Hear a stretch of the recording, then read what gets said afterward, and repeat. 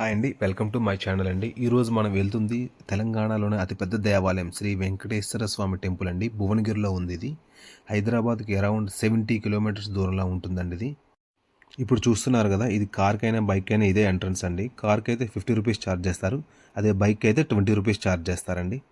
Best day అయితే మాత్రం week day వెళ్ళడం బెటర్ అండి. వీకెండ్ అయితే చాలా రష్ ఉంటుంది. సాటర్‌డే, సండే అయితే చాలా వెహికల్స్ వస్తున్నాయన్నమాట. అందరూ ఓన్ వెహికల్ తీసుకురావడం వల్ల ఫుల్ రష్ ఉంటుంది ఇక్కడ పార్కింగ్ కూడా. మనం ఓన్ వెహికల్ తీసుకొచ్చినట్లయితే ఇది పార్కింగ్ అండి. సో, టెంపుల్ బ్యాక్ సైడ్ అనమాట. సో, ఇక్కడ కార్ పార్కింగ్ చేసుకొని మనం టెంపుల్ బ్యాక్ సైడ్ నుంచి వెళ్ళొచ్చనమాట దైవ దర్శనానికి. ఇక్కడ మీకు రెడ్ కలర్‌లో ఒక బిల్డింగ్ కనిపిస్తుంది కదండీ! ఈ బిల్డింగ్ వచ్చేసి స్వామివారి నిత్య కళ్యాణ వేదికంట. ఇక్కడ ఒకేసారి 1200 మంది స్వామివారి కళ్యాణాన్ని చూడవచ్చంట. ఈ బిల్డింగ్ కిందొచ్చేసి భోజనశాల ఉంటుందండి. ఇక్కడ ఒకేసారి 1200 మంది భోజనం చేయొచ్చంట. మనకి ఇక్కడ ప్రతిరోజు నిత్యాన్నదానం ఉంటుందండి. 12 గంటల నుంచి 4 గంటల దాకా ఉంటుందన్నమాట. ఇది బ్యాక్ సైడ్ ఎంట్రన్స్ అండి. ఇక్కడ వచ్చేసి వెంకటేశ్వర స్వామి విగ్రహం ఉంటుందండి. అది దర్శించుకొని మనం ఈ మెట్ల ద్వారా వెళ్ళాలండి. ఇక్కడ వచ్చేసి టికెట్స్ ఫ్రీ దర్శనం ఉంటుంది. ₹50 దర్శనం ఉంటుందండి. ఓకేనా. నెక్స్ట్ అది కాకుండా 600 దర్శనం కూడా ఉంటుందండి. 600 అయితే ఇద్దరికి మాత్రమే అనమాట. ఒక లడ్డు ఒకటిస్తారు, స్వామివారి శాలువా ఒకటిస్తారనమాట. నెక్స్ట్ ₹1000 ఉంటుందండి. అది వచ్చేసి 4 మెంబర్స్కి అనమాట. ఇంకా 5000 కూడా ఉంటుందండి టికెట్. అది వచ్చేసి 10 మెంబర్స్కి అనమాట. సో, మనం వీక్ డే అయితే మాత్రం మనకి టికెట్స్ అవసరం లేదు. ఫ్రీ దర్శనం సరిపోతుంది. లేకపోతే ₹50 అయితే సరిపోతుందండి.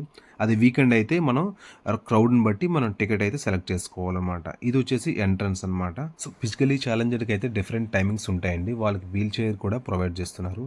అండ్ టెంపుల్ లోనికి అయితే మొబైల్స్ అయితే అలౌ చేయరండి. సో, మనకి టోకెన్ ₹5 తీసుకొని మొబైల్ అయితే సరెండర్ చేయాలన్నమాట. ఇప్పుడు మీరు చూస్తున్నారు కదండీ! ఇది వచ్చేసి టెంపుల్ బయట అనమాట. మేము దర్శనం అయిపోయిన తర్వాత బయట అనమాట. చాలా వీకెండ్ కాబట్టి చాలా క్రౌడ్ వచ్చిందండి. సో, ఇదంతా టెంపుల్ బయట ఔట్ సైడ్ అనమాట ఇదంతా. కోనేరు మధ్యలో విష్ణుమూర్తి ఉంటారండి. ఆ విష్ణుమూర్తిని జలనారాయణుడు అని అంటారండి. ప్రపంచంలోనే ఇది రెండో జలనారాయణ విగ్రహం అంట. ఒకటి నేపాల్‌లో ఉందంట. కోనేరు 4 కార్నర్‌లో 4 చిన్న మండపాలు కూడా ఉంటాయి. మార్నింగ్‌తో పోల్చుకుంటే ఈవినింగ్ అయితే లైటింగ్స్ అయితే చాలా బాగా పెట్టారండి. ఫొటోస్ కూడా చాలా బాగా వస్తున్నాయి. ఏ సైడ్ నుంచి తీసిన ఫొటోస్ అయితే చాలా బాగా వస్తున్నాయండి. ఇక్కడ అందరూ ఏం చేస్తున్నారంటే ఈ కోనేరులో డబ్బులైతే చిల్లర పైసలు ఏస్తున్నారండి. అదొక సెంటిమెంట్‌లా ఉంది. అందరూ వేస్తున్నారండి ఇక్కడ. మా బేబీస్ అయితే ఫుల్‌గా ఎంజాయ్ చేశారండి ఇక్కడ. ఇది ఎందుకంటే ఫస్ట్ టైం మేము ఇక్కడికి వచ్చాం కాబట్టి మేమైతే వెరీ హ్యాపీ అండి ఇక్కడ.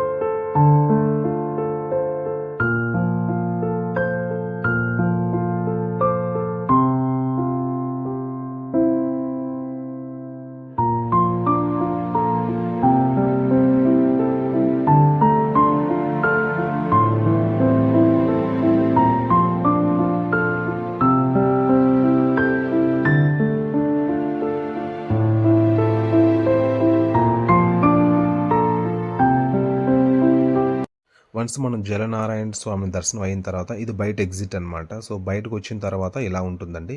ఇక్కడ పెద్ద హనుమాన్ స్టాట్యూ అయితే ఉంటుంది. సో, బయట అందరూ చాలామంది ఇక్కడ వచ్చేసి సెల్ఫీ వీడియో అని చెప్పేసి ఒకటి ఉంటుందండి. పిల్లలైతే ఎంజాయ్ చేస్తారు దానికి. అండ్ అందరూ ఇక్కడ ప్రసాదం కౌంటర్ కూడా ఉంటుందండి. మనకి లడ్డూ ప్రసాదం ఉంటుంది. ₹50 వచ్చేసి ఉంటుంది. సో, నెక్స్ట్ పులిహార ఉంటుంది. ₹20 అనమాట. సో, ఇదనమాట వ్యూ అనమాట. నైట్ టైమ్ అయితే ఇలా ఉంటుంది విజువల్స్ అన్నీ. చాలా గ్రాండ్‌గా ఉంటుందనమాట. ఇంకా ఫెస్టివల్స్ అయితే మాత్రం చెప్పవసరం లేదు. ఇంకా బాగా లైటింగ్స్ పెడతారంట. ఎక్కడికక్కడ మెయింటైన్ చేస్తున్నారండి. చాలా నీట్‌గా ఉందనమాట.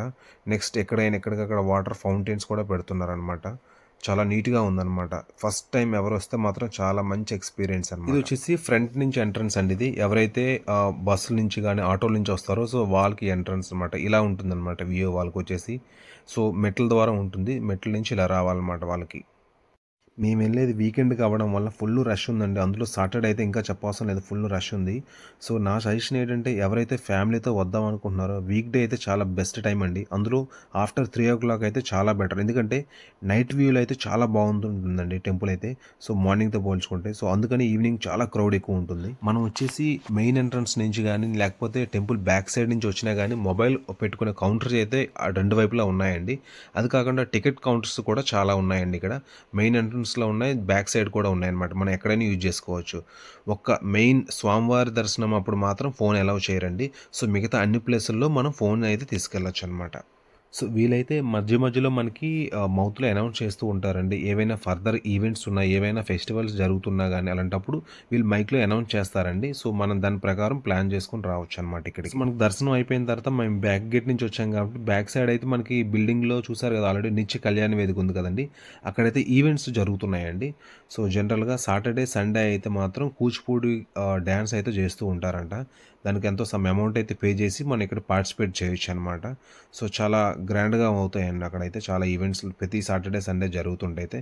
మేమైతే కొద్దిసేపయితే అక్కడ ఉన్నామండి. ఉండేసి కొద్దిసేపు చూసామనమాట ప్రోగ్రామ్ గూడా.